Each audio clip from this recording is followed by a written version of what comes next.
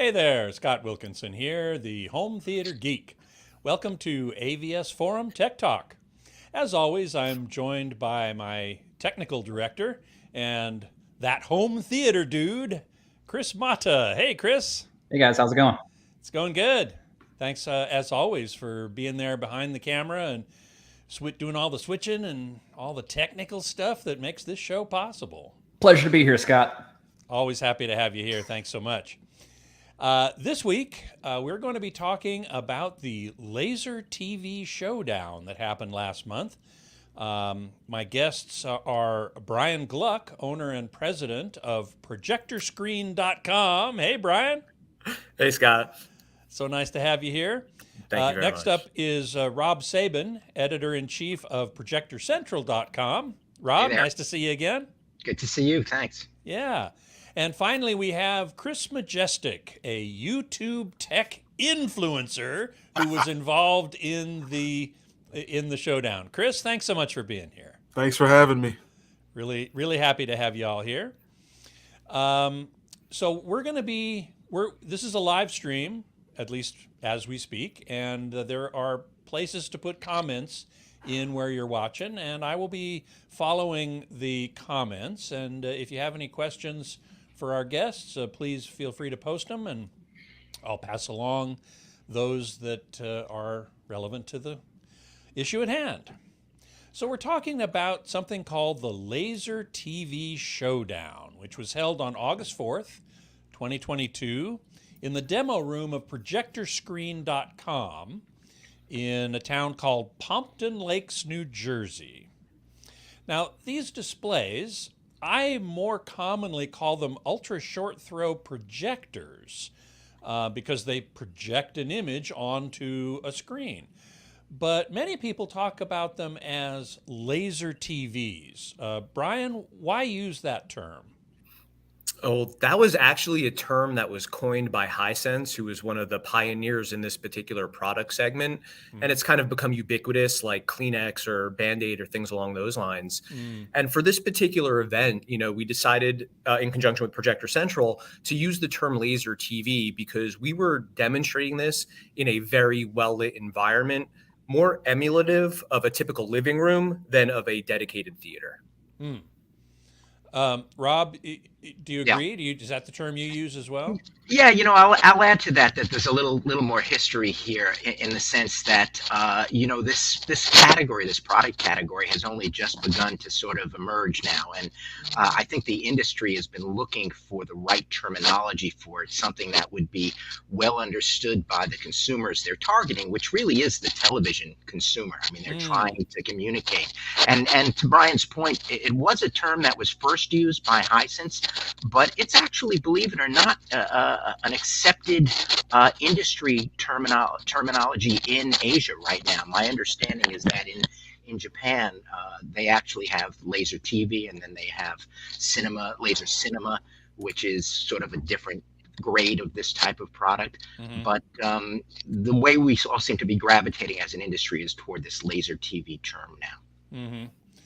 Chris, I guess, do you have a lot of experience looking at these products? You must by now.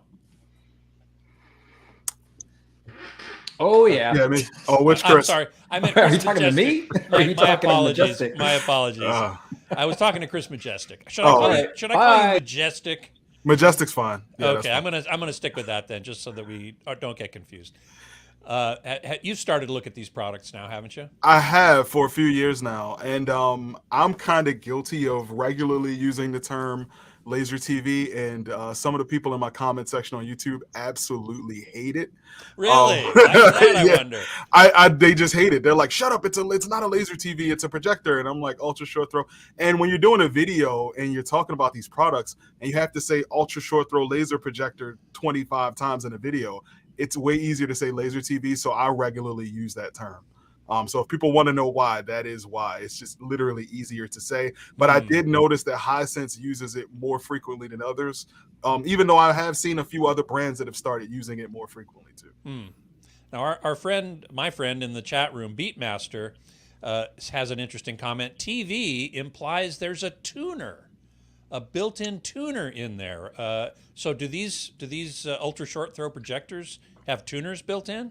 Interesting. Some of them do. Yeah, some of them do. And in fact, the ones that for certainly the Hisense products up until recently always included that RF antenna input, because technically in the United States anyway, you couldn't really call something a TV if it didn't have that tuner. So so our commenter is correct that there's a history there, but that seems to be getting relaxed now, I think. I guess I've always thought TV, that was one definition of TV, was having a tuner and having speakers, actually, having some sort of sound, whereas a monitor or a projector wouldn't have either of those necessarily. But these laser TVs, Brian, also have sound systems for the most part, right? They do. So they all have some sort of integrated audio, some significantly better than others. And one of the challenges that we ran into at this event is that we didn't have time to be able to have our panel of judges weigh in on the audio.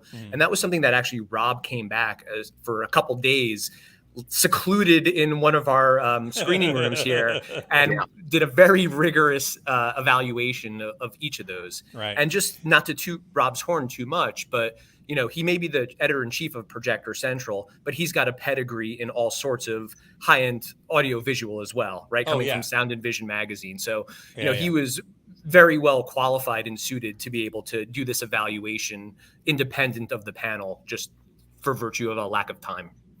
Right. And Rob, we're going to get into that a little later in this show. We're going to find out what you found out about in that particular evaluation. But for the moment, let's stick with the video, or the visuals, shall I say. So there were 6 judges, I believe. Majestic, you were one of them. Yep. And, but first, before we get into that, I should say that there was also a calibrator, Brian, right? Somebody who actually came in and calibrated all of these projectors, which you lined up side by side. We're going to see pictures of that in a minute. And so who was the calibrator? He's actually a very prolific contributor on AVS Forum, named of Dave Harper. He's an ISF certified calibrator, true, passionate about projection type of guy. I've never personally met anyone with the level of enthusiasm and knowledge that he has around this product segment. And he began working for us earlier this year, doing reviews and calibrations and other types of things. So we had him on hand to calibrate all of these different projectors in multiple different picture modes. And he really grinded through it, and he did a phenomenal job. Yeah, if I can add to that as well, I just want to say Dave did an unbelievable job. I mean, it was Herculean what he had to do. 14 projectors, every one of them at least 2 modes calibrated, and he just he slogged his way through it. You know, one of the benefits of doing this at Projector Screen was that we had the facility well in advance, and he was able to kind of just go through it and tick it off. So, you know, my hat goes off to Dave, because he did just an awesome job of optimizing these projectors. Right. It's a tough job. Somebody's got to do it. In my reviewing days, I must admit, when calibration was almost a meditation for me. I mean, it got to be a struggle sometimes, but when you dial it in and you see those numbers come in where they're supposed to be, it's just like you know? It's very satisfying. Indeed. Now, Rob, you, I think Brian told me offline that you had actually gone in and done a little tweaking after the calibration. Yeah, we did a little bit of tuning here and there where it made sense to do it, because at the end of the day, you want to get, you just want to get these projectors looking as good as they can. And, it's interesting. A lot of my experience with this, or at least running this event, I have to give my hats off to Value Electronics and what Robert Zone has done through the years. I participated in a number of his shootouts through the years, and there's always a process afterwards where you kind of just try to get in there and do the final little bit that has to be done, and that's sort of the normal calibration process, really. Right, it is. You're right. And then you look at it, and sometimes you look at it and you go, ugh, how'd we get there? And you start over and do what you got to do. But the one place where we did do a by eye calibration was specifically with the daytime bright room viewing mode. modes. That was one where actually we didn't do a formal calibration. You really can't do a formal calibration in Right. anyway. Right. So I had a process that I could explain to basically calibrate those projectors by eye, selecting in essence the brightest mode that we could, and then tuning it from there to more or less get close to our reference projector, which was the JVC that we had in the opposite room in terms of just in terms of color tone, color balance, white balance, and to some degree, of course, contrast and contrast and brightness. Mm-hmm, mm-hmm. So let's talk about that for a minute. You calibrated or you evaluated these projectors in 3 different, shall we say, environments, modes. It was bright room, lots of light on in the room, and Right. as you say, impossible to truly calibrate under those conditions. And that's for standard dynamic range. And then standard dynamic range dark room, where you turn the lights off, I guess, and that's kind of more of a semi-reference environment, where you were able to calibrate, right? Right, exactly. So the 2 darkroom modes were really intended to be home theater modes. If someone wants to really turn out the lights and watch a movie, we have a basic idea of what a projected image is supposed to look like in a dark room. That's what we've all been trained to calibrate for. And ultimately, that really is our best frame of reference. So the 2 darkroom modes were the calibrated modes where Dave worked pretty hard to try to get color balance, white balance to essentially a D65, or for the techies in the room, a 6500 Kelvin white balance, which is a neutral gray that all of the productions are made to. And then from there, just trying to get the color accurate and in tune. And then, of course, also there's the gamma and the contrast aspect of that, and trying to get things to look right without bring out shadow detail without burying black, which is typically what we try to do in a dark room. Right. So that was both for HDR and for SDR. Right. Good. Okay. So there were once it was all calibrated up and everything was ready to go, there were 6 judges who came in. Majestic, you were one of them. Who were your fellow judges? I'd have to look at their names right. I don't know off the top of my head. All right. Put me on the spot on that one. But, sorry, I put you on the spot on that one. My apologies. You were there looking at the TV at these laser TVs, not at the judges. I get it. Yeah, and to Chris's credit, he got in there. Most of the guys did not know each other before they got there. Oh, really? Yeah, so we had a team of judges who I was really just thrilled to see how well everybody worked together. You guys were awesome, Chris. Everybody kind of got in there, and people were walking around and pointing things out to one another, and it was a very collegial atmosphere. And, I love that about our industry. Yeah. I mean, we're often competitors. We work for different publications or whatever, but when we come together at a trade show or an event like this, we're often very collegial.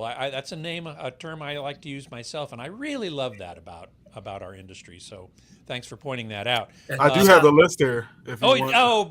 Good. But see, I wanted to get you involved here in this discussion. So tell us who you gotta love how fast Brian's website brought it up, so I can pull up this list. It came right up. Okay, so it was myself, Mark Henninger, who's from the managing Home Theater editor of Home Theater Yes. Review, right? right now the editor-in-chief of Sound and Vision, actually, as of A couple days ago. Yes. No exactly. kidding, really? I hadn't heard that. Yeah. Editor-in-chief of Sound and Vision. Wow. Okay. Former Chris, editor of AVS Forum as well. And, That's right. There you go. And my assistant editor when I was the editor of AVS Forum. So he's been around a while. Chris, is it Eberly? Eberly. Eberly. Yeah. Him, Ralph Potts, Al Griffin from Tech Radar. Ralph Potts is from AVS Forum. I guess you guys know him. Yeah, he does all the Blu-ray and Ultra HD Blu-ray reviews for AVS Forum. Gotcha. Yeah, Al Griffin from Tech Radar and Sammy Prescott Jr., who's a contributor on ProjectorCentral.com. Yeah. And just these guys were fantastic. It was awesome to meet all the other judges. They were highly knowledgeable. I like to regularly say more knowledgeable than myself. just because I don't consider myself to be an industry professional like these guys are. But it was fantastic to be in the same room with them, to see their process and how we see a lot of the same things, and just to be able to witness this and experience it together with them. And they were really nice and just an awesome group of guys. So I was definitely thrilled to work with them. Oh yeah. And Majestic, don't sell yourself short, right? Chris knows his stuff and is possibly one of the most familiar people with this product type out of the entire panel of judges as well. Absolutely. So, Chris was on our radar list for judges because we knew he had very deep experience in the UST category, probably more, quite honestly, than any other reviewer, other than places like at Projector Central where we just do it all the time. But right. I appreciate that, guys. Oh, yeah. Hey, we have a picture actually of all the judges. I wanted to just show everybody. That's graphic number 1, Chris. Where there's some nice photos, by the way, Brian, on your site. This is one of them. If we can pull it up, there it is. So that gives you a sense of what the environment looked like. A couple tables, bunch of guys sitting around. I think that's Rob's shoulder there. Are you probably giving some sort of yeah? I pep think talk? we were just briefing the guys as we were getting started. So a very, very stellar group of people who really know what they're looking at and looking for. And in the back, you can see how the projectors were set up right next to each other. I thought it looked like a really good setup. Yeah. Now they all use the same screen, Brian, right? Yes. So that was a screen that was provided to us by Spectra Projection. They were also the sponsor of the UST showcase that we did with AVS Forum this past March as well. So they provided us 8 identical 100-inch 0.5 gain lenticular ambient light rejecting screens for ultra short throw projection. Right. That's a mouthful, but it's all very important because ultra short throw projectors shoot their light up at a steep angle, and that's got to get reflected straight out toward the audience, which requires some pretty special optics. Absolutely. So, these types of screens, the lenticular screens, there's a couple different types of ambient light rejecting screens specifically for ultra short throw. You have these lenticular screens, and then you'll have a Fresnel screen. The lenticular screens have a much wider viewing angle, lack of hot spots, lack of harsh ceiling reflections, and they also enhance black levels. They'll bring down the white floor as well, but they'll also bring down the black. These are the screens most commonly used in well-lit environments when paired with an ultra short throw. And the Spectra Projection don't distort the pixel geometry. You're able to actually resolve a 4K pixel grid. And that's one of the reasons why they were an ideal sponsor to help us with the UST Showdown or the UST Showcase, and more importantly, the Laser TV Showdown. Interesting how you switched terminology from one event to the other, UST to Laser TV. But anyway, Rob, you mentioned that you also had what you might call a reference projector. Right. Tell us about that. Yeah, so one of the things that we were thinking about was, these projectors, and having reviewed a bunch of them myself, having gone through this with some of our own reviewers, I know that they can be all over the place. We've got a lot of different products coming from different manufacturers, some of whom have greater respect for what we would consider to be the industry standard, production value. And I figured, I think we're going to need something to be able to look at to kind of get the judges grounded so that they would know if something is more or less accurate in terms of color tone, in terms of white balance. So we asked JVC to step in and give us a high-end laser projector. Now, this was not a UST. This is one of the premium laser standard throw projectors that you can get these days. And they gave us an NC8, which is their sort of middle of the line laser projector. And it worked out really, really well. We had to put it, of course, in a separate room because you can't have a tremendous amount of light spilling on that screen. But we had it in an attached room where you could look through the archway. And as the guys, you know, in terms of where this was, you saw the picture of the guys looking at me at the desk.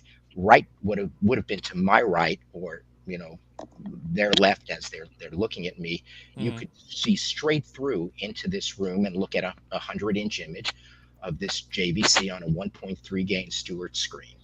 And it was great to have it there, I have to say. You know, we were all able to kind of look back at it and go, okay, that yellow looks, you know, more or less correct, right? You know, that's the way it should be.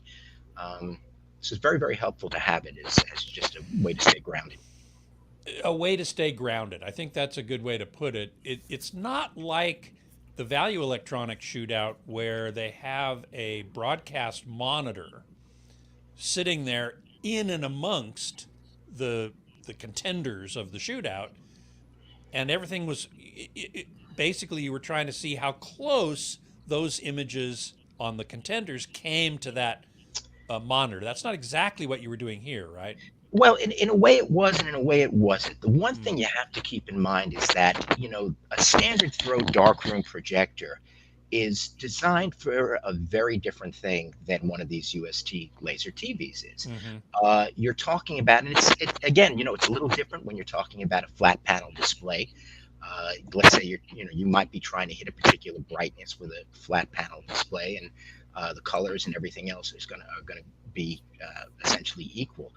But we're talking about projectors that in many cases are twice as bright, for example, as that JVC projector is, or at least most of the premium, up until now anyway, most of the premium projectors, they might be less than 2,000 lumens, or 2,000 or 2,200 versus up to 4,000 lumens for one of these USTs.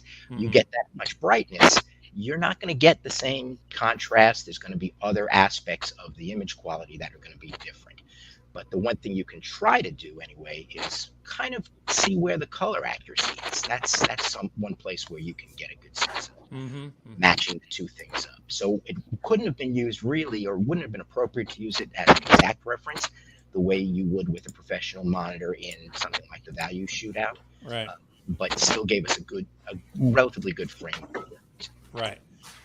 Majestic, did you spend much time, or did you go back and look at that projector a bunch as you were doing the evaluations? The JVC, I mean? There we go. I did. It was definitely, as Rob mentioned, good to have it there, because when you're seeing so many of these projectors all together, you might look at one and think that what you're looking at is an accurate image.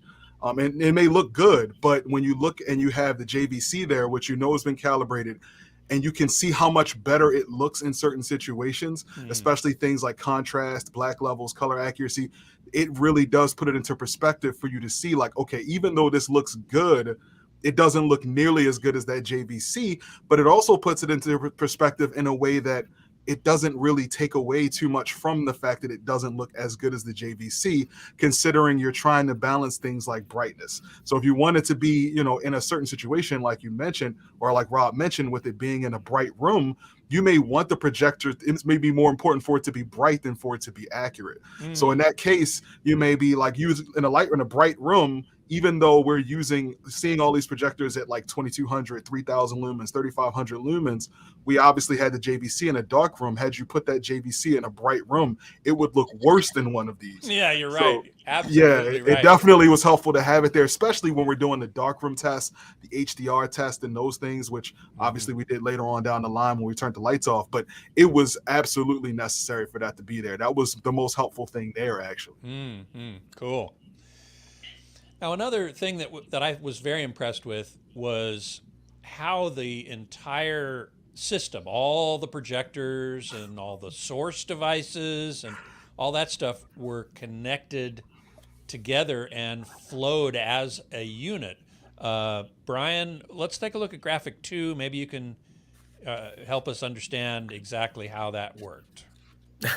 Well, so I will do my best. Now, Rob was really the driver of all of this. Oh, well, then maybe Rob should talk was the one about it. controlling.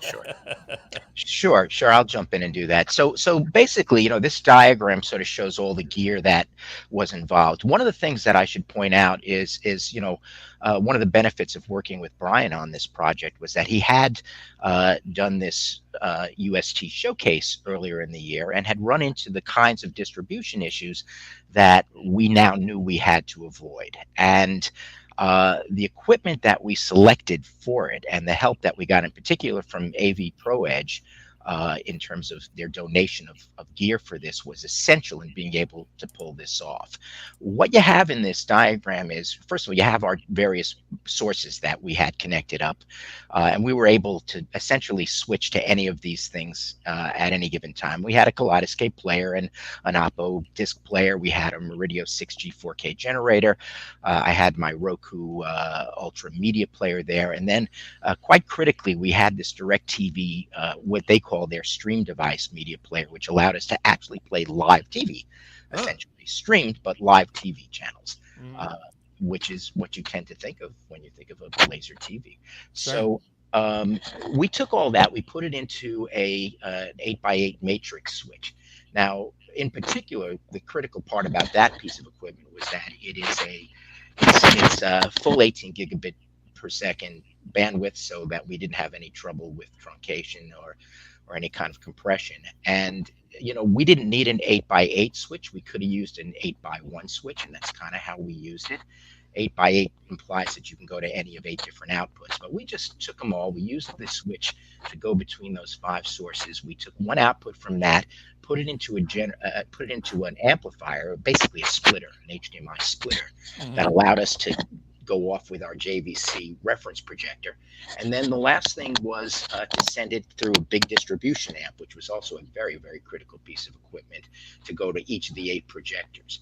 The thing that's beautiful about these AV Pro products, and in particular that DA18 distribution amp, which is the last part before it gets to the projectors, is you've got something called EDID control. So, HDMI has a handshake process, and if all of the sources don't like it, if it thinks that it has multiple different types of products that can't all accept the highest quality signal. Right. We were able with those devices to essentially copy the EDIDs that we needed to make sure that the system as a whole and the sources as a whole, they all knew that it was okay to send their highest quality signal. In particular, the Kaleidoscape would have shut itself down and only given us SDR if we hadn't had that. I have to tell you, I've been dealing with EDID, which is Extended Display ID, something like that. I think that's what identification. It's identification, right? In my current temporary situation, I've been trying to take a couple different devices and switch them into my TV, not using an AV Pro Edge. I wish I had one. I'm going to have to contact them, see if I can get one. But I'm having all kinds of EDID issues, and I have to unplug and replug. It's just a pain in the butt. So and Scott, I just want to mention one thing. Yeah, the type of EDID issues were some of the challenges that we really experienced at the showcase in March, and that was really what was keeping me up at night for this particular event, was to ensure that we were able to distribute HDR signal to 9 displays at the same time without those types of EDID conflicts.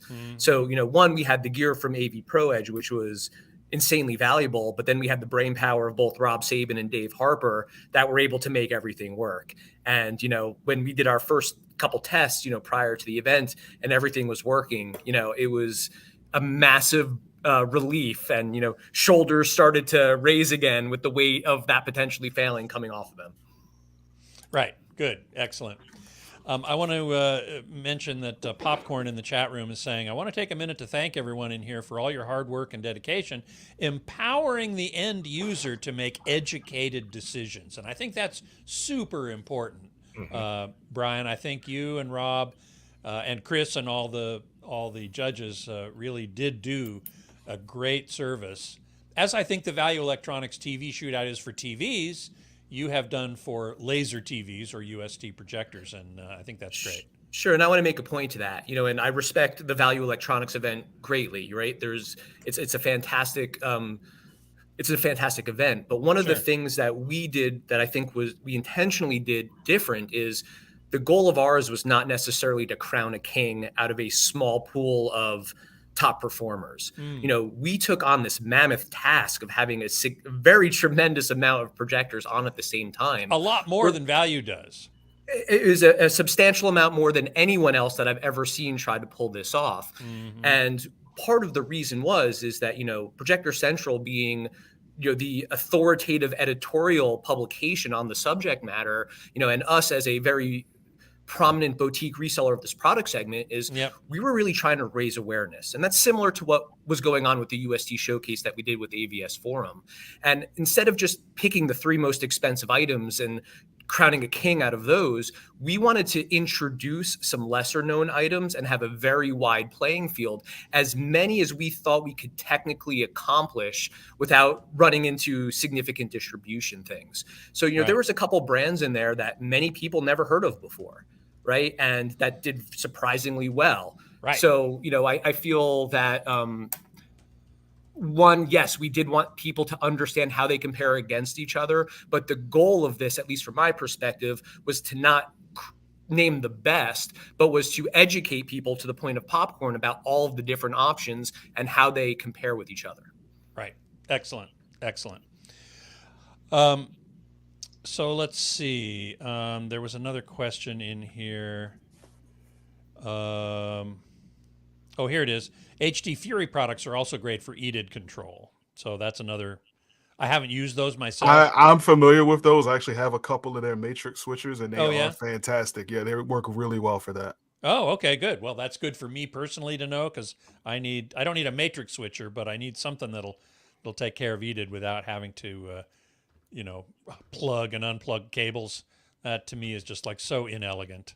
Yeah, they do a good job. You can actually get to it right over IP address over your web browser and configure it and everything. It's pretty cool. Cool. Okay, so I wanted to talk just for a moment about the judging criteria. What were the elements that you were looking at and judging? And we've got a picture here of the single. And I will tell you this: the thing was done in 2 stages. One with single laser UST projectors and one with triple laser UST projectors. And Brian, I think that was good to separate those out. Well, I would agree. So one, we had an issue of the number of units that we could distribute to at the same time. Right. But these projectors are really in 2 different classes, right? You have the single laser units that are, aside from the Epson, that are all using a color wheel. And then you have the triple laser, which is using, for the most part, true RGB lasers, although the LG does use 2 blue lasers and a green phosphor to accomplish it. And with the triple lasers, you have a much wider color gamut, but you also have a generally more premium product with a premium price tag associated with it. Right. So here you can see in this graphic the 3 different environments that you were doing: SDR day mode, bright room, SDR dark room, and HDR dark room. And you can see some of the criteria, the stuff you were looking at. And so any one of you want to jump in and tell us a little bit about some of these criteria and how important they are? Sure, I can speak to that. So, obviously it's a lot of the same stuff as you go from each mode to one mode to another mode, but some of it is different. So, for example, for the living room TV stuff, you're primarily interested in color accuracy and skin tone. That's always going to be a top priority, right? So that carries through to all of them. Focus and geometry, we didn't see the need to look at that in more than one of the modes, but you're looking there just to see if especially with UST projectors, the short throw can create geometric distortion and start to bend images, particularly particularly at the top, and focus as well will tend to get lost as you get to the top right corners. So we wanted to look at that. Motion rendition is another one of those things that generally you don't necessarily have to look at it more than once or twice. I think we looked at it in 24p, but in particular for the bright room modes, that was all about, kind of 60 hertz, 1080i content. Live TV kind of stuff. Yeah. So we looked, so that's a little different than checking it for film. So it's basically that variety of stuff. And as you moved into some of the other modes, 24p motion, obviously contrast is always important, but it becomes particularly important for darkroom home theater, and I'm looking at this with the rest of you guys now rather than from memory. Oh yeah. And of course, black level and shadow detail, which is always going to be critical, whether you're looking at 4K content, 4K HDR or SDR content. Right. So, and we had different types of material, to try to bring out, what each of these criteria do. And we'll see in the next picture that the triple laser really was the same scorecard, just with different contenders. Yeah, a couple of different things here to point out where the triple lasers were concerned. We didn't do a specific color gamut test for the single laser projectors. The triple laser projectors are really all intended to, most of them anyway, are intended to exceed 100% DCI P3 color gamut. So in this case, we wanted to make sure we put some content up that would challenge the projectors to actually reproduce above and beyond what we call a Rec 709 standard definition gamut. So you had that there. We also did 4,000. I guess we did 4,000 at tone mapping for both the singles and the doubles. But I think that was, I guess, the key difference there was just adding the color gamut. We also looked at laser speckle, which we ended up not really putting on. We ultimately didn't put it in the final scorecard.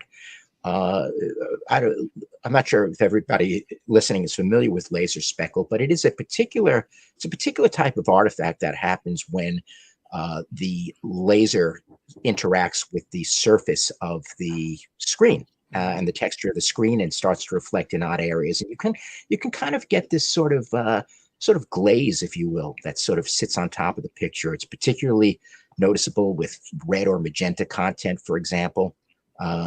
And I know with RGB lasers, there tends to be a greater tendency toward it. So we also did look at some stuff, but we didn't feel like we could really make a good judgment based upon what we, what we had up to really look at it. Yeah. All right. So once you had established these criteria, then you gave the judges their scorecards and let them look at a bunch of material. And we've got a few pictures from the process itself, graphics 5 through 9. We'll show those as we're talking here. Rob, you had mentioned some of the material that you used for evaluating some of these different things. Sure. Yeah. Well, depending upon what it was, we just used different stuff. For purpose of, for example, you're seeing right now the bright room viewing, obviously. And by the way, I should just point out, we're talking about, it's a little hard to see, but you can see in the background there that there's an overhead light. We had, I don't know, were there maybe 8 or 10 of those things across this space? It was an enormously bright room, much brighter, frankly, than any typical living room would be. I mean, it was very much indicative of more of a work environment. You can see how bright those projectors are. I mean, they're functioning very well as televisions in this. We used some cooking shows and sports stuff and to check color, for example, on those things. We used, we had a CNBC up for a while so that we could look at the scrolls and see how it was handling the movement of the scrolls. So there was a little bit of that. When we got to the darkroom stuff, we were looking more at movie content, basically. Chris, there was a picture of you diligently looking at things. Most of these pictures are in the bright room because that's where you can take a picture. Exactly. You can't see us any other way. Yeah, right. Exactly. So, what was your impression as you were going through this? Were there big differences between the models, or were they pretty close? I was actually impressed with how close some of them were during the day testing or the bright room testing. Just considering, especially some of the single lasers, because they're generally single lasers are not usually as accurate while being as bright, if that makes any sense. As some of the triple laser projectors are, but they were all like fairly close. Now, I will say you do see some major discrepancies between the projectors with the single lasers versus the triple lasers. The triple lasers were all very similar in color accuracy, brightness overall, where we kind of it was a little easier to score when we were doing the single lasers. Especially with me being familiar with some of them, I was kind of what to expect a little bit. But it was very interesting to see them side by side because, as I was mentioning earlier, when you're seeing the projector by itself, you think it looks okay until you see it sitting directly next to another projector that looks significantly better. So it was really interesting to see all of these side by side. And then when we finally switched over to the triple laser, seeing them in the daytime, you got to see really how well they were able to produce an image on that screen, it being lenticular and having that really bright room, as Rob mentioned, with it being super bright. I mean, we had a ton of light in that room. And you can see in the pictures that although not going to be the inkiest blacks of all time, it still does a really good job of reproducing the image. With the lights on or off. I was really impressed with the screen as well as the projectors. And when we got to those triple lasers, when it came down to things like HDR and some of the dark viewing, that's where it was a little more difficult to score. And we ended up spending a lot of time kind of like, go back, let me see that again. Wait, trying to see some differences between these projectors.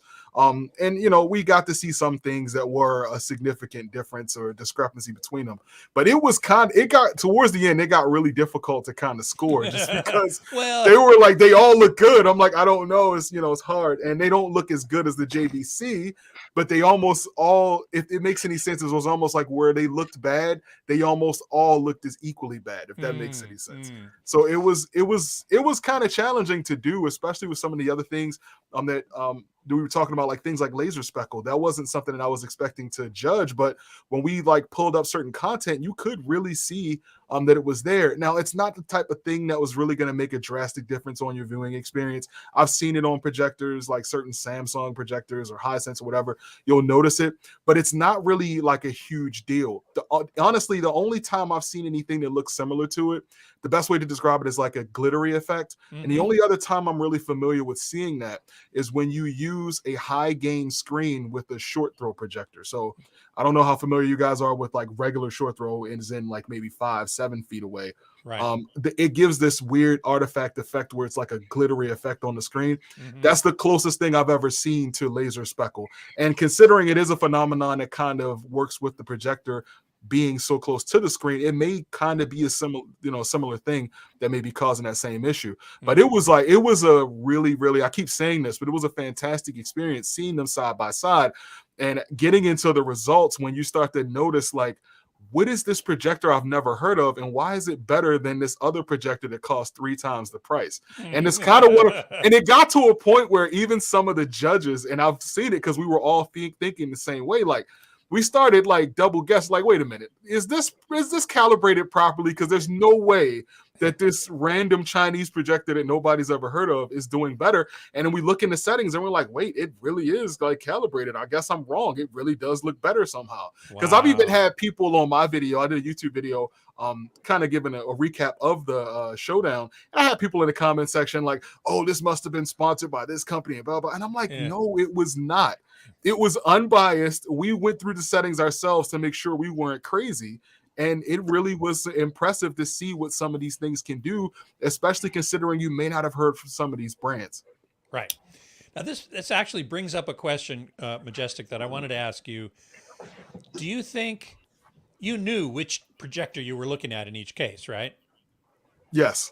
Do you think it would have been valuable or even possible to do a blind test, to hide which projector was which. Yes, from I each other. actually mentioned that when we went to dinner that night, talking about the like recap and everything. It Mhm. would have been helpful to like, I think that would have been helpful to not know which one you were looking at, but considering the nature of how it's an ultra short throw and the fact that you have to set it up and you have to get it, it would be difficult to hide what it is because it's literally Mhm. right there in front of you, and you can look down and probably tell. Aside from that, another thing from those of us who are familiar with some of these brands, you can tell the menu system. You'll know exactly once somebody pops it up which one you're looking at. Absolutely, yeah. So yeah, it's almost impossible to do that unless it was super controlled in a way that would make it, impossible for us to see the menus and that kind of thing. But I do think overall, yes, it would have been helpful because I can tell you right now that the 4 movie or one of the other ones, nobody would have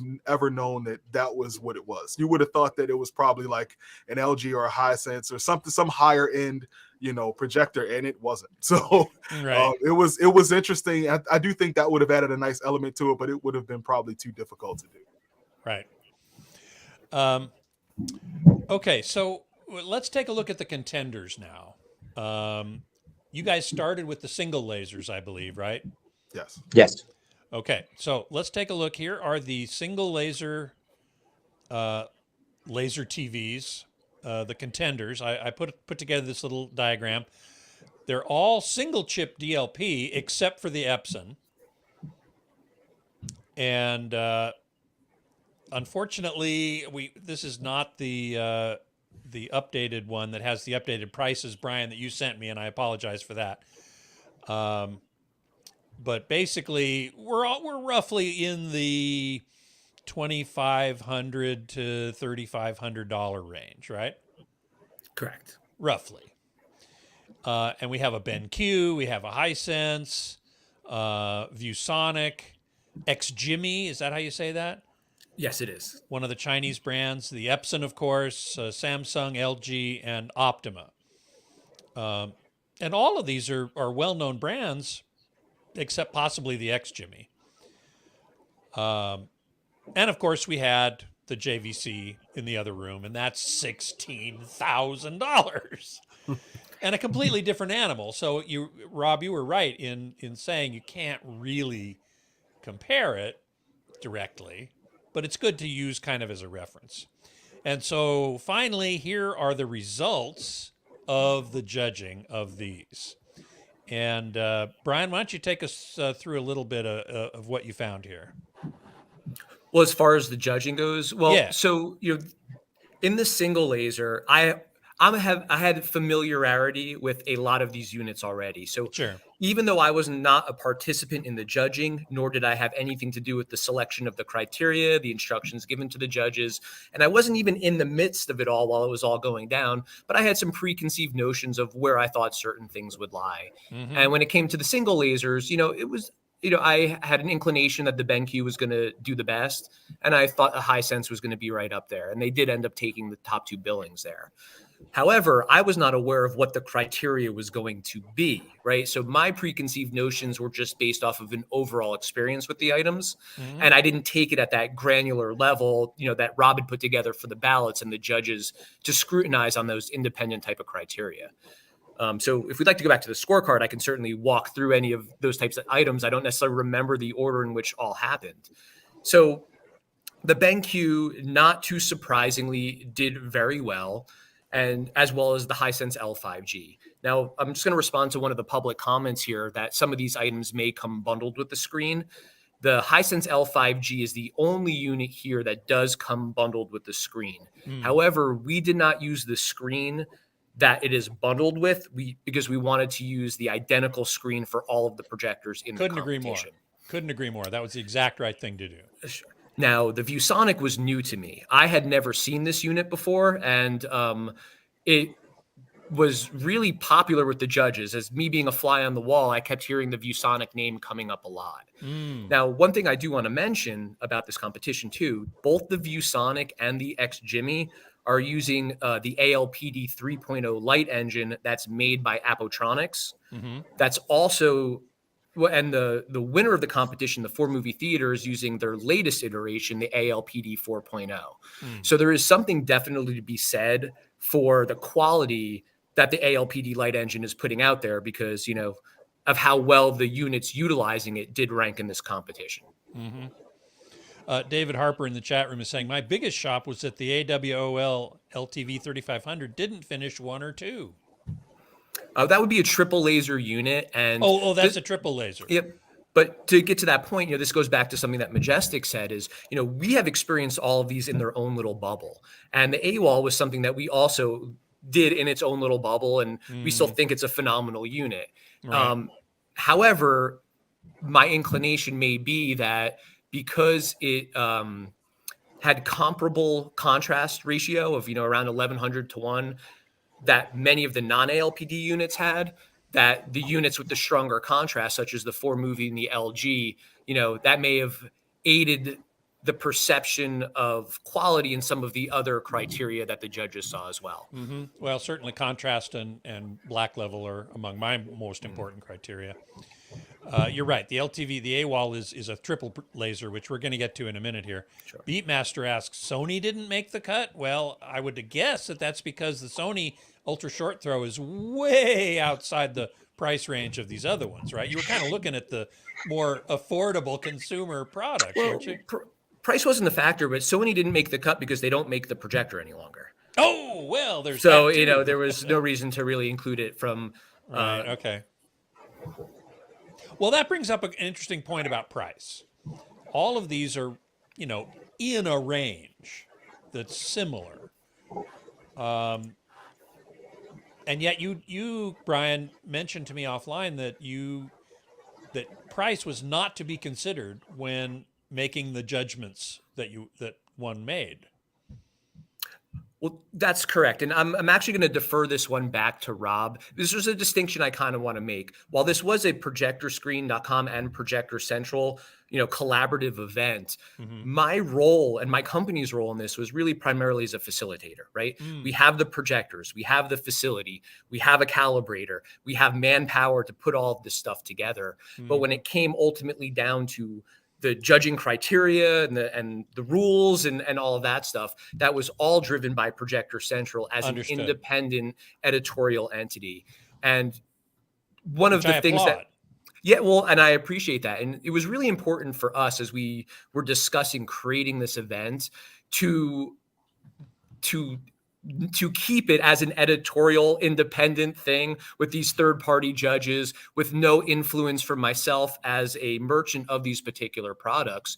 But along those same lines too, we also did not have any sponsorship from any of the participating brands, right? Very good. So while we did have companies that sponsored us, such as AV Pro Edge by providing us the gear, JVC for lending us the projector, Spectra Projection for giving us the screens, I don't want to forget anyone else as I go through the list, but all of our contributing brands helped make this happen. But despite the interest by the projector brands wanting to help make it happen too, we drew a line because we didn't want any perception of influence by myself as a reseller or by the manufacturers as sponsors. So this was entirely self-funded by Projector Central as well as ourselves. Very good. So, Rob, let's talk about the pricing that you guys stayed within $2,500 to $3,500 price range.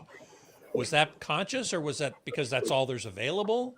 No, quite honestly, and if you get into the tri-laser projectors, you'll see they go up to $6,500. Right. So really, it came down to what's available. One of the reasons we had 14 projectors in this is because it seemed like the right time to do a real survey of the category, to really get a broad look at all of the players that had thrown stuff into the ring. And it just worked out that, it was a wide range of different prices. In some cases, I'd say in most cases, the most expensive projectors did well. I think the 4-movie was the one real surprise because it turned out to be a very affordable projector that also performed like the more expensive products. But we didn't want the guys. We just wanted the guys looking at picture, and judging it on picture quality. Yeah. Chris Majestic, thank you for joining in the chat room there. Dave had said something about, the BenQ looks great, but the HDMI EDID handshake issues It made you Oh, want yeah. to throw it across the Oh room. my God, it was so bad. That's one of my favorite projectors, especially being a single laser projector.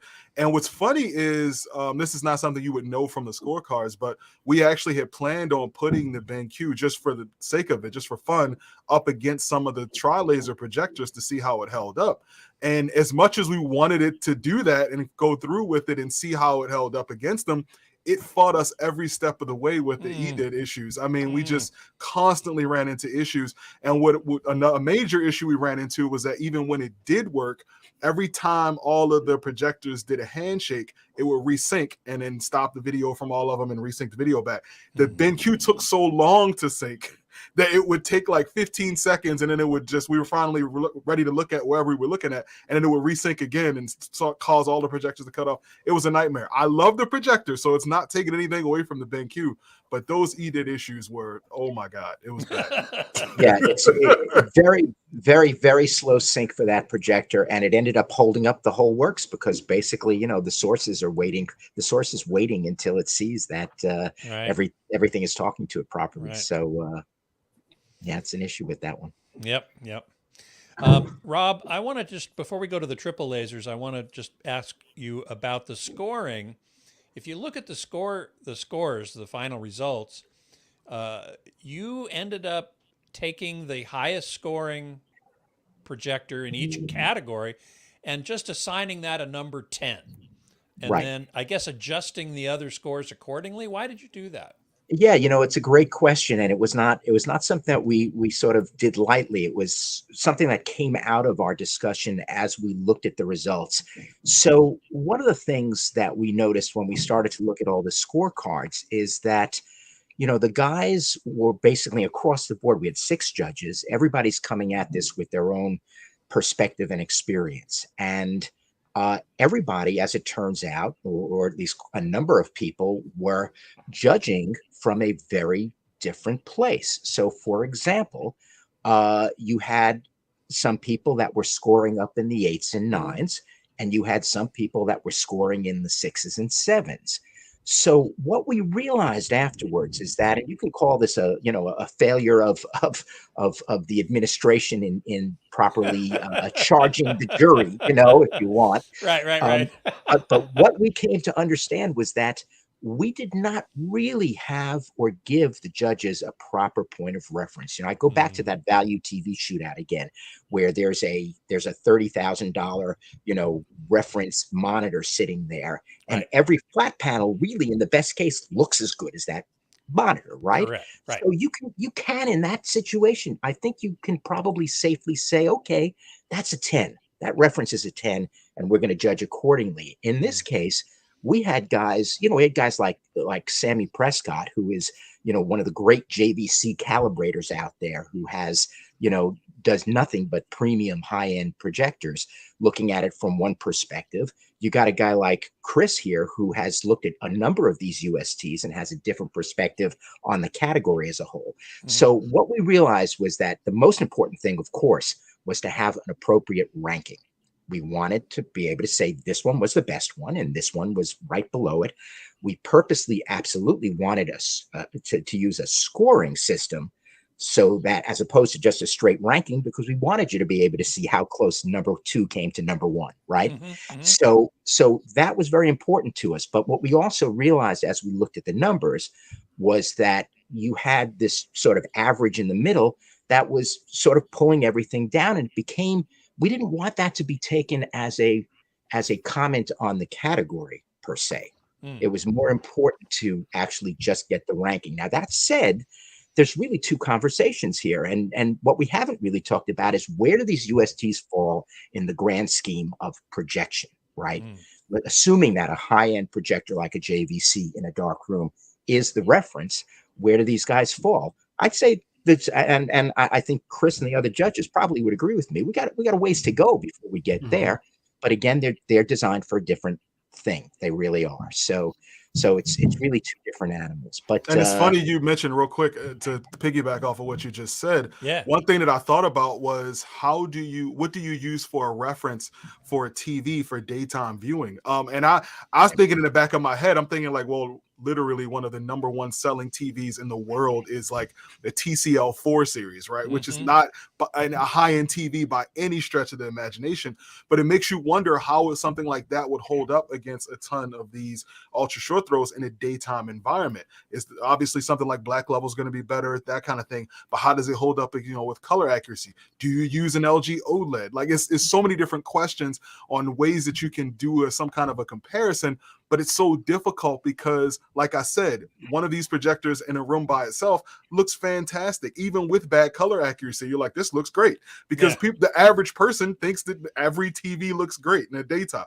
So it's kind of like we have all of us who are used to seeing high-end things or used to seeing properly calibrated TVs or projectors, but the average person that's buying these, and that was just something I was mentioning when I was there at the shootout, they don't care about any of this stuff. Most of them are going to take it out of the box. They're going to put it in standard mode, maybe even vivid mode, hopefully not. And they're they're just going to put it up and say, people have come in the house and say, wow, that looks great. That's a TV, that's a projector or whatever. And I personally had to kind of take that and put it into perspective, because the average person isn't going to do this. Now, that's a lot different than when you get somebody who's buying a JVC NZ8 or 9 or whatever, and they're going to have it properly calibrated, or they'll take the time to go on a website and look at, Projector Central's calibration settings and say, how do I make this look its best? And I think there's two different audiences here, and that's something we kind of have to take into account with these. Yeah, it's an extremely good point. Okay, let's take a look at the triple laser contenders here real quick, and then we'll see the results of that. But first, we have a list of the triple lasers, and as someone mentioned, yes, the pricing differential or range is quite a bit more, from around $3,000 to $6,500. We have the 4-movie theater, which is the one that I never heard of before, and I don't think many have, and we're going to talk about that in a minute. We have the LG. They have a triple laser, Hisense, Samsung. Here's the AWOL LTV 3500, which was mentioned earlier. Surprising that didn't come out first. And the Vava, which has been around they've been around for a little while. And again, the reference. And let's take a look at since we're running out of time, let's take a look at the results real quick. And amazing, what I found amazing, and I'd like each of you to talk about this, is that this 4-movie theater, this brand that I had never heard of, and I don't know anybody who had, came in first. And it was even the least expensive one. Well, I'll be glad to talk about that. Please. So the 4-movie theater is a really interesting product, and it had a predecessor under the Chinese brand name Fengmi. And the item was the Fengmi T1. And that was one of the most talked about projectors on AVS Forum.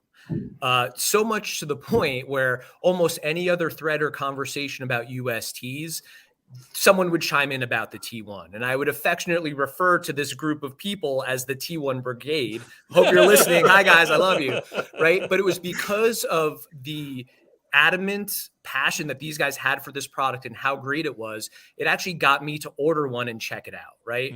So I have to say the first Fengmi T1 I got was DOA, didn't work. And I'm like, oh, great. Just another, no name product here that I didn't have high expectations for.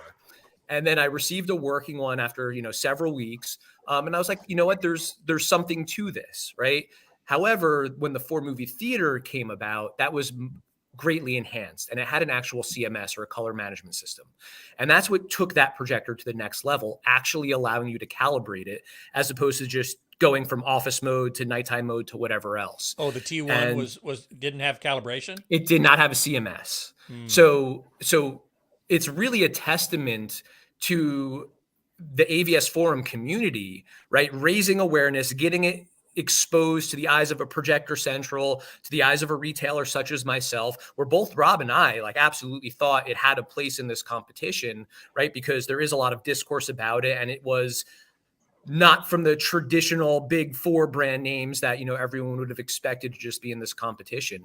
Right. And it's, I did not necessarily think it was going to win. I knew it was going to place very well based off of my own experience with all of the items.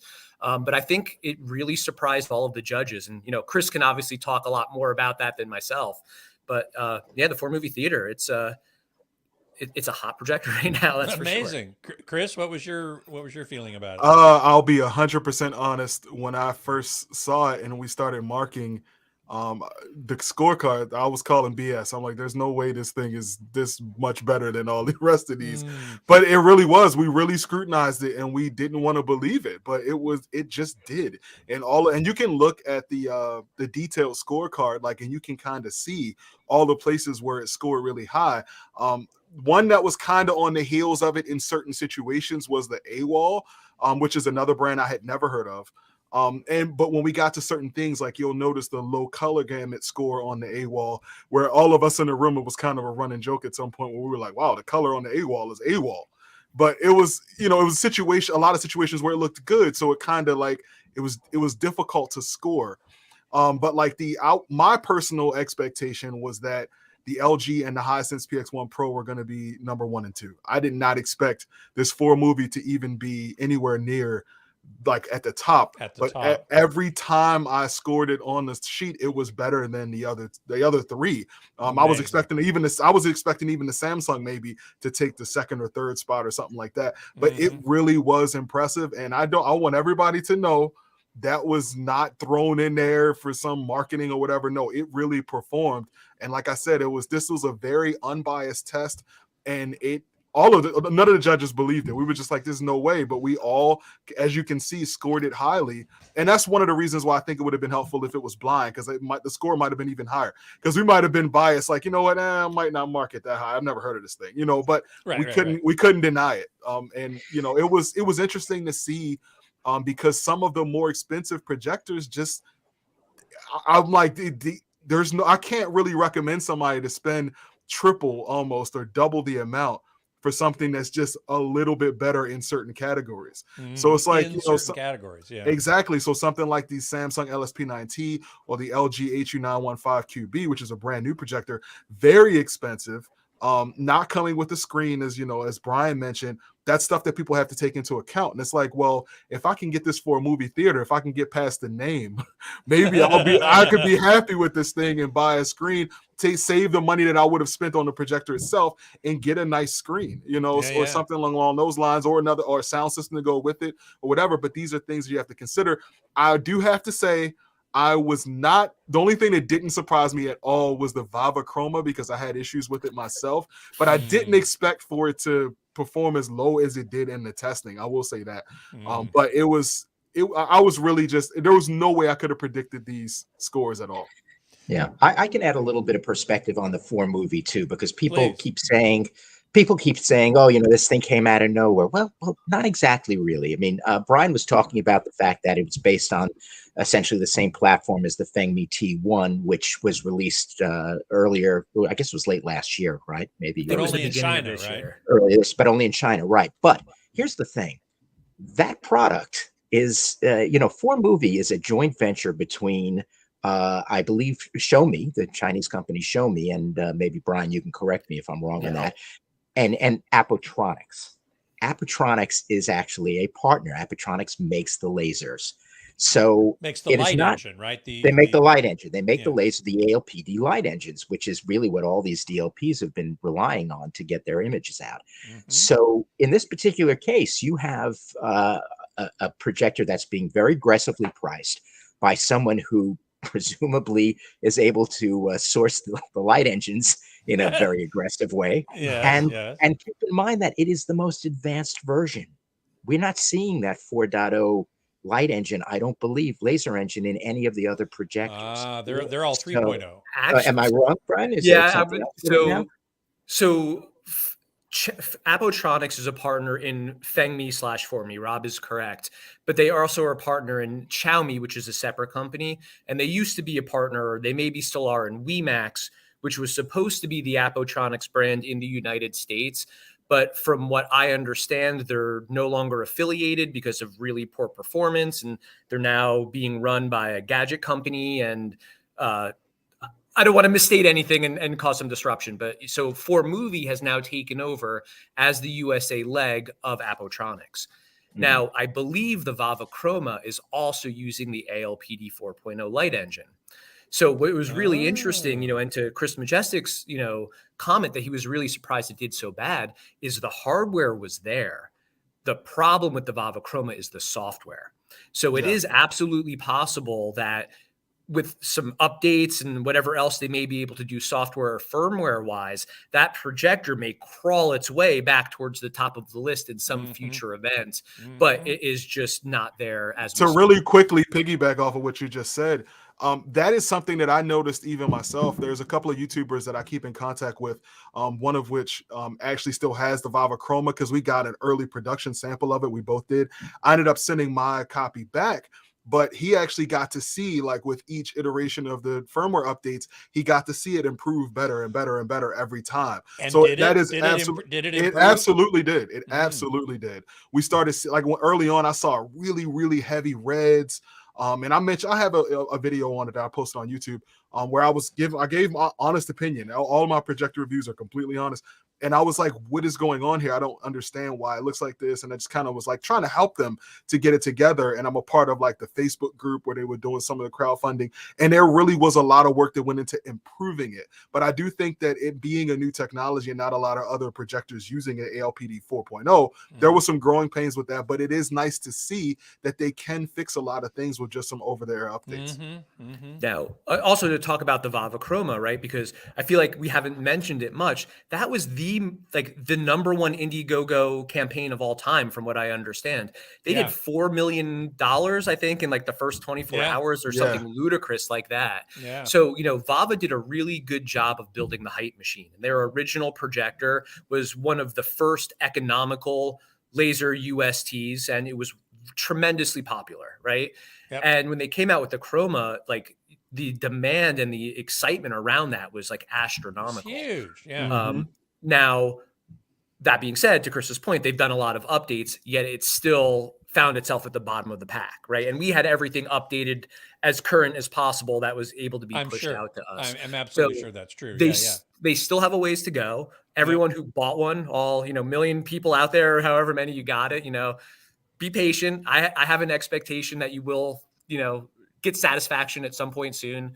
Vava's not a small company, and they got prepaid for all of this. So they obviously have a war chest to be able to invest in making this happen. So. Right. Let me ask Majestic a quick question from Matt Buckmaster, who wondered if all these single chip DLPs suffer from the rainbow effect. So we saw rainbows from pretty much every single laser projector. What was funny though was the clip that Rob used for rainbows. Oh my God. Like it was, I've never seen rainbows. All of us were like, okay, turn it off. I can't do like, it was really like drastic. Or dramatic, but it was Rob, what clip was that? What it was, but I've got written down. Was it the Casino Royale opener? No, it was. I think it was just vertical lines. Oh, it was like vertical lines going across. Yes, it was Oh Meridio. It was the Meridio. I went to the Meridio Yes. generator, and we had both vertical and horizontal lines basically moving across the screen. Oh man, they had Yeah. super torture Just like tests. that. He had everybody in the room about to down. vomit. It was It wasn't really. It wasn't terribly a fair fight, but you know. But that was- outside of that, just with regular content, I'm susceptible to rainbows if I want myself to be. And that's one of the downsides to the BenQ of all the other ones. That's something I noticed it instantly with that one. I don't think it's a point where it takes so much away from it that I could like score it lower or anything like that. But it is something I noticed with pretty much all of them. I could force myself to see it on literally every single one of them. With the tri-laser projectors, with most of them not having a color wheel, it's less noticeable. And I honestly thought it wasn't even existent on some of them. But then when we did some of those same tests, that's when you can kind of see it. So if you are a person that is like very sensitive to rainbows, try to stick to something like an LG. They do a really good job with less rainbows. Exactly.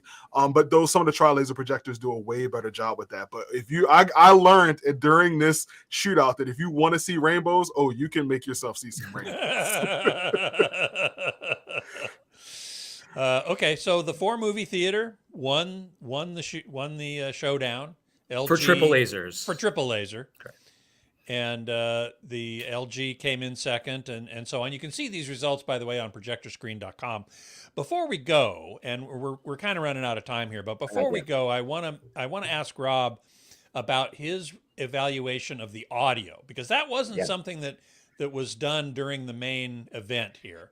No, and you know, had we had a 2-day event, maybe we would have done that. Of course, you have to realize that in that type of situation, every projector has to be played individually, as opposed to just throwing something up and having it play them all at the same time. Yeah, that'll work. Right. So what I did over a period of 2 days in the aftermath of this was basically sit in a room at projectorscreen.com and you know, basically pumped it full of audio reference material and movie clips, and every single one of these projectors basically got the same. And we have an article on Projector Central that describes in great detail exactly what I watched and what I listened to. But the reality is that I took CD quality reference music tracks off of Tidal and put them into projectors that were never ever supposed to mess with that stuff. Right, you know? right. And also, of course, the movie clips. And of course, if a product is designed to do music well and manages music well, you're going to get the best home theater performance. That's just the way it works. And as it turned out, you know, there was kind of a top tier of projectors that were all, in the first case, it was the 4 movie, which had this B&W sound system in it. It's Bowers and Wilkins. B&W sound system? Yes. Another reason why this 4 movie, I mean, listen, they did it the right way. This is the one and only projector that B&W's been involved with. And that's amazing. And I'll tell you what, Scott, it was an outstanding system. Really, really good from a music standpoint.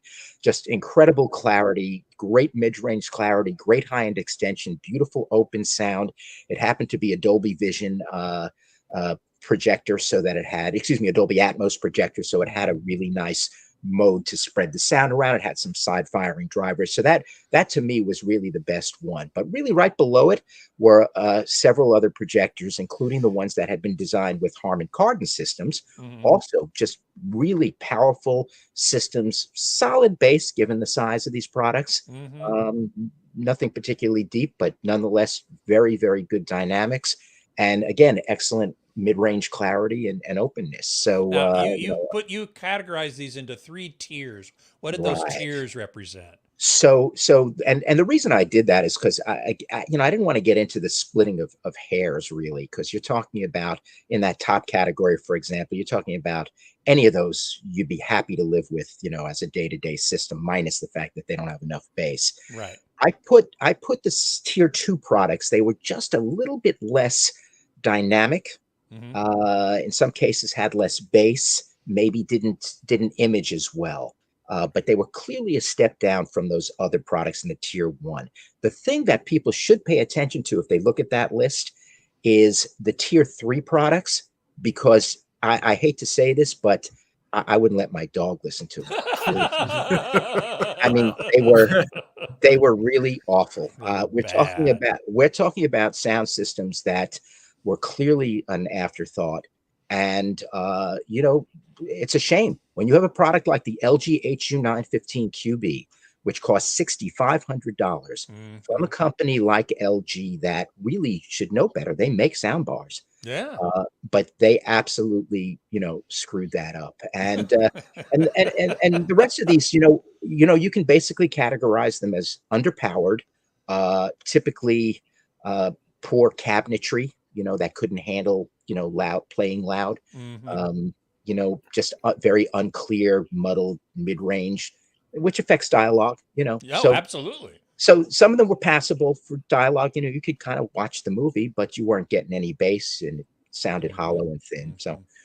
So yeah, and that's a shame. And the one thing I pointed out in the testing too is that I tried every one of these things to see if you could add a powered subwoofer, because the one failing that they all have is not enough base. And as it turns out, there is one projector out of the 14 that we tested that you can hook up a powered sub to. That's the Optima P2. And the difference is like night and day. So it is a tremendous lost opportunity among these manufacturers to not have some kind of a subwoofer output on these projectors. Now, Rob, I just want to say, can't you hook up a subwoofer to multiples, but it was only the Optima that allowed you to control the volume with the projector remote? They all have audio, just to be clear about that, they all have audio outputs, and you can take an audio output, even if it's an optical output, you can take it and put it into a subwoofer. I had an optical to analog converter on hand just so that I could test that. Just happened.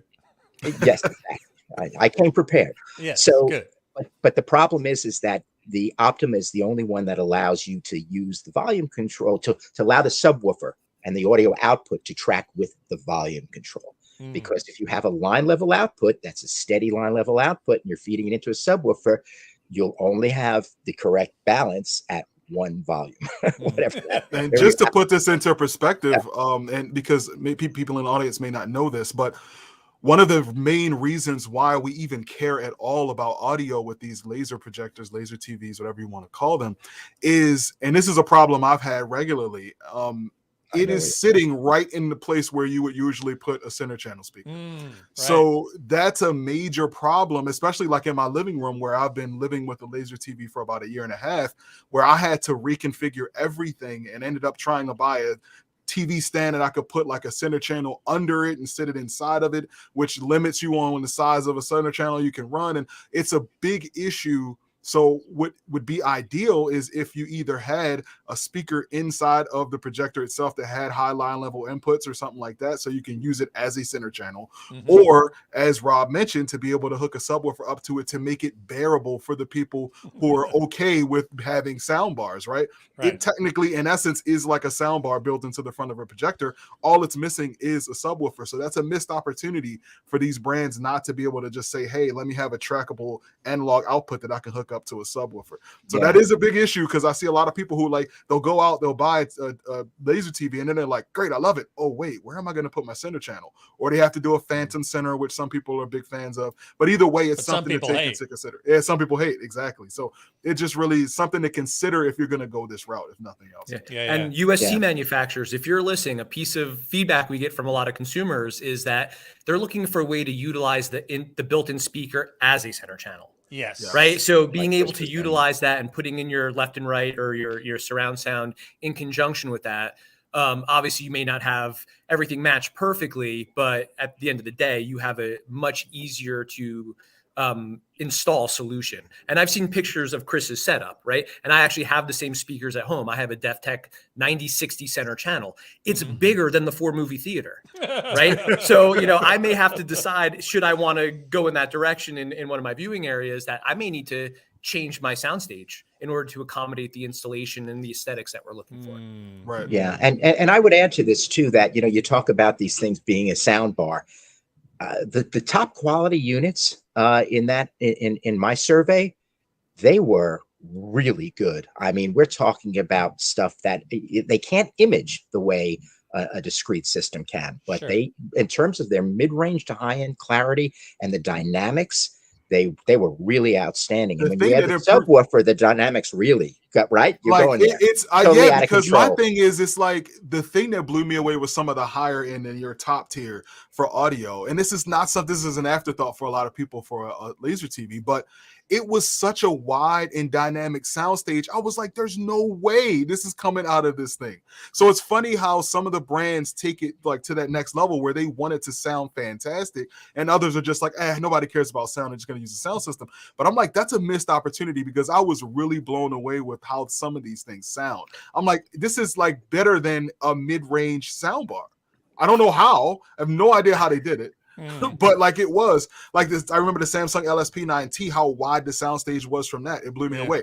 That was missing some other things, but like when it came to like the width of the soundstage, because it's so small and compact, imagine you having like a center channel speaker that makes it sound like you got 3 or 4 speakers in the room. It's pretty amazing to be able to do that. A lot of sound bars that are 40 inches wide can't even do that. So it's, some of the technology is definitely there, but I think they should do a little bit more emphasis on getting some better sound out of these, or some better options. I just want to make one comment here too. So we have an item like the Hisense PX1 Pro, which Rob would not even let his dog suffer through listening, right? And one thing to take into consideration is with Hisense, the essentially the pioneer of this laser TV terminology and the largest player in China. And just to give a little more context, For Movie is the second largest. So jumping back to the whole thing about them coming out of nowhere, maybe in the United States, but not globally. But not in China, yeah. But the PX1 Pro is not, Hisense won't call it a laser TV. They actually call it a laser cinema projector, right? That has a lower lumen output than their L9G that has the fixed focus and the bundle with the screen, because they are intending for that unit to be placed in a more dedicated theater environment. Please talk about the 100 L9G so people can leave me alone, because that's all I'm getting on my video. Please, while you're at it, Rob, Brian, please talk about that. So Hisense has a wider range of products. They probably have more SKUs in this category than anyone else. Yeah. And Hisense's philosophy about laser TV is that these are televisions. So their L9G is the triple laser big sibling of the PX1 Pro, but it comes with a focus set at the factory to either a 100 or a 120. And it comes bundled with the screen. Mm-hmm. And it is brighter. It's 3,000 lumens at peak versus, I believe, 2,200 lumens of the PX1 Pro. So that's their laser TV. It's intended to go into the living room. And, I've been an early adopter of Hisense products, in our store. So I've been working with them for years. And I've always been like, well, guys, the lack of variable focus, I feel is a detriment to the adoption of this particular product, because someone may want a 100 today, but if they're investing, and their earlier iterations were $10,000 plus, the That's L10E model, right? Yeah. Someone's going to make that $10,000 investment. They may have the 100-inch size right now, but they may know they want to move at some point and they want to be able to scale up, which is something that you've always been able to do with projectors. So they may feel pigeonholed into something and not have the, not be as future-proofed, I guess, for lack of a better term, and where they can move it and scale with the size. And the explanation I got from Hisense, and this comes from Asia, right? This is not necessarily the philosophy of the United States team, is that Hisense views this as a television. Yes, we're all talking about UST as a projector, but to them it's a television, and you can't change the size of your television. So why should you change the size of your laser TV? So, and I understand why people are blowing up Chris's comments and asking him about the L9G, right? They're very, very comparable. And while the L9G is brighter at peak brightness, when they're calibrated, it's very, very comparable to the PX1 Pro. Even minorly calibrated, like even a little bit. Yeah. Yeah. Because certainly calibration brings down the overall brightness. Yes. Of just and about especially, and I know Some Dave more than Harper's others. in our comments right here, and I'm sure he's already starting to type this right now, is that your color source is also your light source. Right. So if something's coming out and it's really red or it's really blue, and you've got to tame that by bringing down that color, you're also affecting the light output. So, properly calibrating some of these units absolutely had an effect on the overall peak brightness, and some more significantly than others.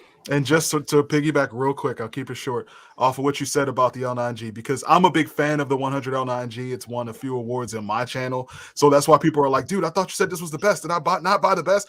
Well, like, to just what Brian said is, when even a little bit, even minor calibration, they are very similar in brightness. And I just wanted to just mention that again, because that is why we just went with the PX1 Pro, because it made more sense. And I do see somebody's comment is talking about, don't you have to pull it out closer to the center of your room? And yes, that is true. But when you have a variable focus, you can change it to whatever size you want within the range. So that's a big deal. And that was my biggest issue with the 100 L9G. Right. Well, listen, we have had a really long, excellent discussion here about this event. Brian, do you expect this to become an annual event? Rob, I'm going to put that ball in your court, right? So one thing I say, I would certainly love to do it again. I will say that it could not have been done without Rob, right? Rob and the Projector Central team, amazing. Total professional. Very humbling to work with him, as well as working with the team of judges. I've never felt more insecure about my knowledge of projection than with these guys, and not necessarily during the competition, because I really tried to remove myself. I did pop in a little bit and check out what they were looking at, but but it was the dinners afterwards, and Chris, I Those love hanging out with dinners. you, but Yeah, Sammy yeah. Prescott, he's like on a whole nother level, man. Sammy Prescott, He like, is. and Chris Eberly, you know, Al Griffin, all of these guys, fantastic group of people. I'd love to do this again with Rob and Projector Central. Hopefully he feels that we were worthy partners of doing this again with, and Rob, what do you look say? forward to it.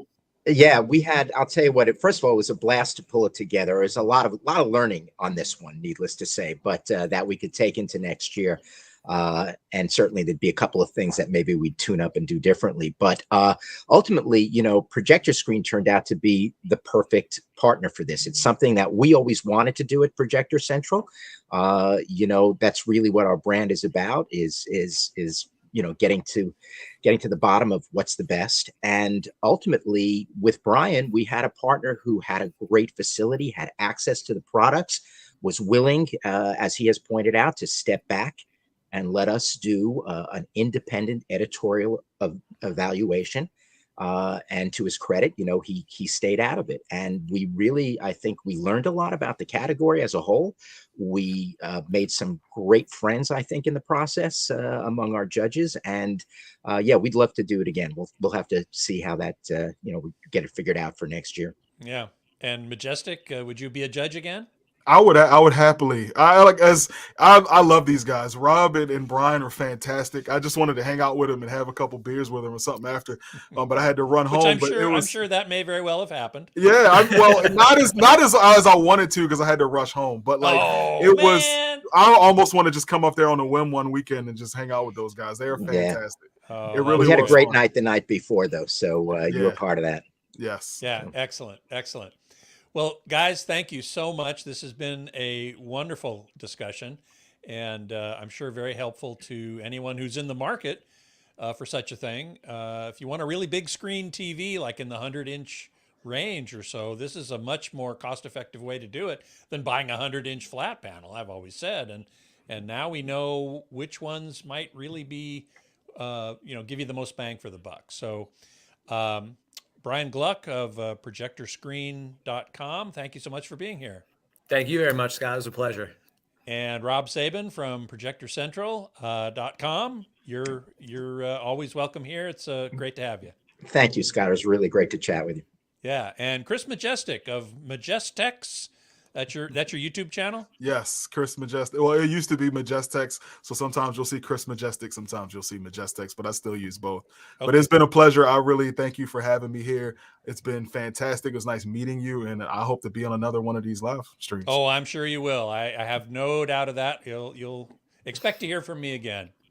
Awesome. Before we go, I want to bring back Chris Mata because he is going to be heading out to Brian's place tomorrow, isn't that right? Tomorrow, yeah, I'm going out there. We're going to be doing a lot of the same things that we did, that you guys already did before with the judges, as well as Rob, with the competition that you guys set up. What I wanted to do, and you guys nailed it on the head, is just basically make it a completely blind type of decision. So these things are still calibrated from the shootout. So what are you going to do? Put some cardboard around each one so we're going to figure it out. Maybe just put a Happy Meal box in front of it or something. I want to go in there and basically just be like, hey, I like that one. I like this one. And then, you know, call it the way it is. So yeah, it's going to be pretty interesting. So that's going to be on your YouTube channel, That Home Theater Duty. Correct. Yes. So that's going to be coming up very, very shortly. A lot of these guys, they want their content up ASAP. So I'm actually going out there on a personal trip afterwards, bringing the wife up there for her birthday and then flying out to Macintosh and then doing the Macintosh tour. So really, really cool trip coming up. Sounds cool. Great. One thing I'd like to mention about keeping your eye on Chris's channel, Spectra Projection sent us a 150-inch lenticular screen. To my knowledge, it's the only one in the country. We built it last week. We're going to set it up, you know, and Dr. Chris over there is going to be able to debut it on his YouTube channel. Oh, yeah. Man. So stay tuned for that. And then Brian's going to send it over here, and we're going to put it over here. Well, that sounds great. I kid. All right. Well, it's going to be great, and we'll be talking more about this, and I look forward to having you all back on the show at some future date. I guess the next one's from CEDIA, right? The next one, you're going to be at CEDIA. The show's not going to actually started yet. You're already going to be in Dallas, and I'll probably already be done. You might already be done. Yeah. But we're going to do a show in 3 weeks from now. And then the show after that is going to be with some people who were at the show. And we're going to talk about what everybody saw and heard at CEDIA. So next couple shows should be pretty interesting. Hope you'll join us. And until then, geek out.